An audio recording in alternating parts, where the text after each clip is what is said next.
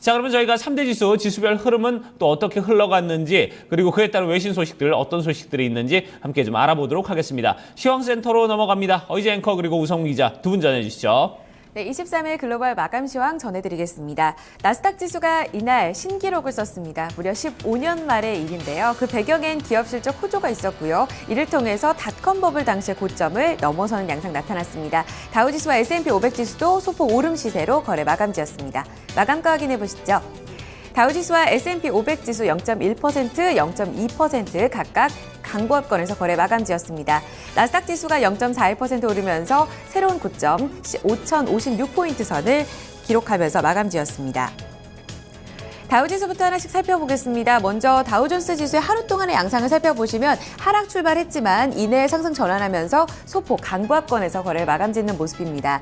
먼저 장 초반에는 지표를 소화하는 모습이 나타났습니다. 장 초반 다소 부진한 양상이 이어졌었는데요. 이날 발표됐었던 지표가 대표적으로 이제 헤드라인만 살펴봤을 때는 좋지는 못했습니다. 먼저 신규 실업 수당 청구 건수가 29만 5천 건, 예상치보다 조금 많게 나온 부분이 있고요. 여기에 더불어서 신규 주택 판매, 전날 발표됐었던 주택 지표는 상당히 좋았습니다. 하지만 이날 발표됐었던 신규 주택 판매가 예상보다 크게 좀 감소한 11.4%, 이 감소치로 나오게 되면서 이날은 다소 부담으로 작용하는 모습이었었고요. 이에 더불어서 제조업 PMI 지수도 발표가 됐었는데요. 이 예비치 54.2로 예상치를 밑돈 결과 보여줬습니다. 장 초반은 이처럼 좀 지표를 소화하는 모습이 나타났었고요. 후반부에는 이 기업 실적 개선이 반영되면서 강보합권 전환이 있었습니다. 이날 IT 종목들 위주로 강세가 나타났던 가운데 특히 다우지수 내에서 IT 종목인 IBM이 지수를 전반적으로 이끌어주는 모습이 나타났습니다. 18,058포인트 선의 종가 형성되면서 장 마무리 지었습니다. S&P 500 지수 확인해 보겠습니다. 비슷한 양상을 보였습니다. 장 초반에는 다소 부진했었고요. 전약 후강의 패턴을 보이면서 장 후반부에 강보합권에서 거래 마감지었습니다. 현재 기업들의 어닝 시즌 한창 진행 중입니다. 사실상 예상치는 부진할 것이다라는 전망들이 많이 나왔었는데요. 강달러에도 불구하고 실적을 선방하는 기업들이 속속들이 나오고 있습니다. 현재 대형주 내에서는 예상치, 시장 컨센서스를 웃도는 기업들이 40% 이상이라는 집계가 또 나오게 되면서 전반적으로 실적 시즌에 대한 부담감을 덜어낸 모습이 나타나고 있습니다. 여기에 더불어서 이날 호재가 또 있었다면 국제유가 반등입니다. 어제에 이어서 연이틀 오름 시세가 이어지고 있고요. 이에 따라 에너지 섹터가 대형주 내에서 가장 큰 폭으로 올랐습니다. 이날 0.24% 오르면서 2,112포인트 선 종가로 마무리 지었습니다. 마지막으로 나스닥 지수 확인해 보시죠. 15년 만에 역대 최고치, 사상 최고치를 다시 한번 썼습니다. 5,056포인트 선 닷컴 버블 고점을 뚫어내는 모습이었습니다. 이날 전반적으로 IT 종목들 상당히 흐름 좋았습니다. 실적 전날 장 마감 후에 실적을 발표했었던 이베이 좋았었고요. IBM 중심으로 강세 펼쳐졌습니다. 또 내일 24일 현지 시간으로 애플워치 공개되는데요. 이에 대한 기대감도 함께 반영됐다는 분석도 실리고 있고요. 장 마감 후에 실적 발표를 앞뒀던 구글과 아마존, 이들 성적표를 앞두고서 기대감도 함께 반영됐습니다. 0.41% 고점 부근에서 거래 마감지었습니다. 3대 지수 보신 것처럼 이날 장중 흐름 상당히 좋았습니다. 강보합권 전환 이후에 대체로 고점 부근에서 거래를 마감지었었고요. 이날 무엇보다도 IT주 중심으로 나스닥 지수의 강세가 가장 두드러진 특징이었습니다.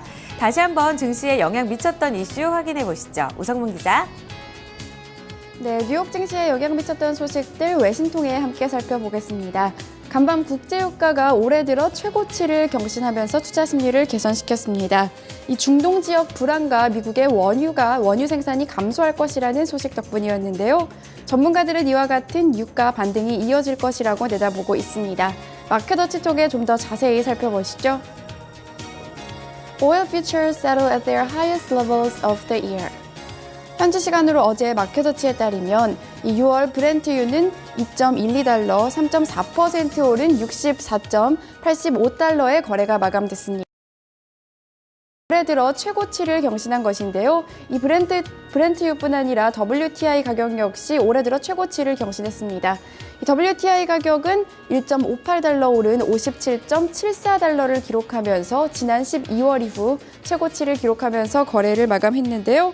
특히 중동발 불안감이 커지면서 이 유가 상승을 돕고 있다는 평가가 나오고 있습니다.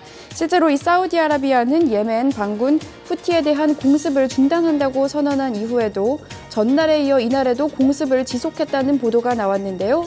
특히 산유국인 사우디가 예멘 사태와 연관되어 있다는 것이 수급 불안정에 대한 우려감을 키우고 있습니다.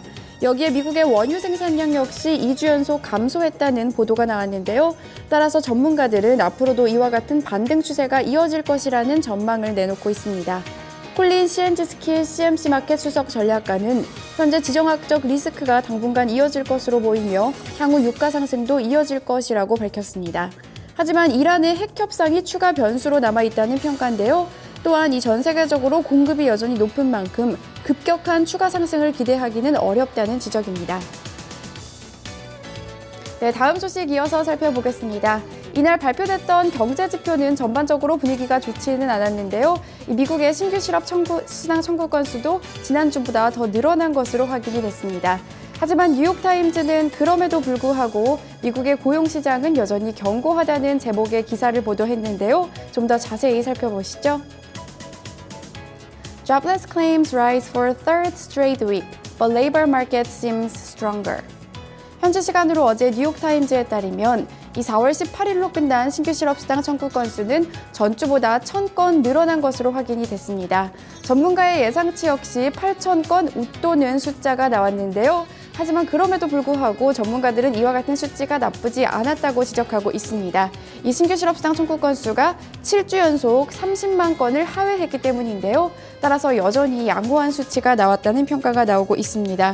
이와 함께 변동성을 줄여서 추세를 알 수 있는 4주 이동평균 건수는 지난주 발표보다 1,750건 늘어난 28만 4,500건을 기록했는데요. 이 4주 이동평균 건수가 늘어나기는 했지만 지난 3월과 4월 사이에 평균을 내면 2만 750건 줄어든 것으로 나타나면서 고용시장 성장을 증명하고 있다고 뉴욕타임즈는 평가했습니다. 존 라이딩 RDQ 이코노믹스 수석 이코노미스트는 2월 말에 잠시 있었던 고용시장의 일시적 부진이 지나갔다며 특히 해고가 줄어들었다는 점이 고용시장에서 가장 고무스러운 부분이라고 평가했습니다. 네, 해외 주요 소식 외신통에 함께 살펴봤습니다. 네, 자 이렇게 3대별 지수, 지수별 흐름과 저희가 그에 따른 외신 소식들 좀 함께 살펴봤습니다. 자, 그러면 지수 내 구성 종목들 어떻게 흘러갔는지 구성 종목, 주요 종목들 마감 소식 저희가 살펴보도록 하고요. 그에 따른 외신 소식도 함께 또 체크를 해보도록 하겠습니다. 자, 이 부분도 어이지 앵커와 그리고 우성 기자 계속해서 전해드립니다. 다우지수를 구성하고 있는 30개 구성 종목 흐름부터 확인해 보겠습니다. 17개 종목이 올랐고요. 13개 종목이 다소 부진한 양상 이어졌습니다. IT 종목 중심으로 IBM, 애플, 마이크로소프트 흐름 좋았었고요. 트래블러스와 화이자, 월트디즈니 1% 내외로 올랐습니다. 반면에 부진했던 쪽은 3M과 P&G, 인텔, 듀퐁, 보잉 등 13개 종목이었습니다. 상승률 상위 종목부터 다시 한번 확인해 보시죠. IBM이 실적에 대한 기대감 함께 반영됐습니다. 클라우드 부문이 좀 좋아질 것이다, 호조를 기록할 것이라는 전망이 함께 반영이 됐고요. 3% 가깝게 상승폭을 키웠습니다. 이와 함께 IT 종목들 함께 좋았었는데요. 애플이 24일 애플워치 공개를 앞두고 이날 기대감 반영되면서 소폭 올랐습니다. 마이크로소프트 역시 실적 공개를 앞두고 상승 마감한 모습이었었고요. 트래블러스, 화이자, 월트디즈니 모두 1% 내외의 강세였습니다. 여기에 더불어서 조금 더 밑으로 내려가 본다면 국제유가가 반등을 했죠. 이에 따라서 쉐브로텍사코와 엑손모빌 모두 강보합권에서 거래 마감지었습니다. 내린 쪽 확인해 보겠습니다. 반면에 P&G 같은 경우에는 이날 2.56% 큰 폭으로 내렸습니다. 강달러 영향에 따라서 실적이 다소 부진했고요. 여기에 더불어서 투자 심리가 위축된 모습 나타났습니다. 전날 크게 올랐던 카드사 이날은 비자와 아메리칸 익스프레스 모두 차익 실현 매물 나오면서 0.4%, 0.3% 각각 약보합권에서 거래 마감지었습니다. S&P 500 섹터 내의 업종별 흐름 살펴보겠습니다. 국제유가가 연이틀 오르게 되면서 이날 연중 최고치를 다시 한번 썼습니다. 앞서 들으신 대로 에너지 섹터에 대한 투자 심리가 좋았었는데요. 이날 0.6% S&P 500 지수 내에서 가장 큰 폭으로 오르는 모습이 나타났습니다. 그 뒤를 이어서 유틸리티와 건축 섹터 나란히 오름 시세가 이어졌었고요. 반면에 소매 판매와 산업재가 내림 구간에서 거래를 마감지었습니다. 특징주 확인해 보겠습니다. 구글이 장 마감 후에 실적을 발표했는데요. 정규장에서도 기대감이 반영됐었고 실적 발표 이후 시간의 거래에서도 오름 시세가 이어지고 있습니다. 1분기 매출은 사실상 예상보다 좋지가 못했습니다. 역시 강달러부터 자유롭지 못한 모습인데요. 하지만 환율 영향을 배제할 경우에는 매출이 17% 오른다는 분석이 함께 나오고 있습니다. 여기에 더불어서 통신시장 진출에 대한 기대가 함께 반영이 됐고요. 정규장에서는 1.4%, 시간의 거래에서는 3.3% 이상의 강세 흐름이 나타나고 있습니다. 한 종목 더 확인해 보겠습니다. 역시 실적 장 마감 후에 발표를 했던 기업인데요. 전자상거래업체 아마존입니다. 북미 시장 호조와 클라우드 부분에 있어서 매출 호조로 인해서 실적이 좋았다는 평가가 나오고 있습니다. 이례적으로 이번에 클라우드 사업 부문의 매출을 별도로 공개하게 됐는데요. 그만큼 실적에 대한 자신감이 반영됐다는 모습이고요. 전년 동기 대비 50% 증가한 모습 나타났습니다. 정규장에서는 강보합권에서 거래 마감지었습니다. 시간의 거래에서는 이 같은 실적 호조 기록한 후에 8%대까지 상승폭을 키우고 있습니다. 보신 것처럼 실적 중심으로 실적이 좋았던 호실적주 중심으로의 강세가 이어졌습니다. 특징주 다시 한번 확인해 보시죠. 우성문 기자. 네, 종목 주요 소식 외신 통해 함께 살펴보겠습니다. 던킨 도너츠와 베스킨 라빈스를 가지고 있는 기업이죠. 이 던킨 브랜드의 지난 1분기 실적이 크게 개선된 것으로 확인됐는데요. 월스트리트 저널을 통해 좀 더 자세히 살펴보겠습니다. Dunkin' Brands Boost 2015 Outlook. 현지 시간으로 어제 월스트리트 저널에 따르면 던킨 브랜드는 1분기에 주당 25센트의 순이익을 기록했다고 밝혔습니다. 이는 지난해 같은 기간 수치보다 더 늘어난 것인데요. 또한 이 특별 항목을 제외한 EPS 살펴보시면요. 주당 40센트를 기록하면서 전문가 예상치였던 주당 35센트를 상회하는 모습을 보였습니다.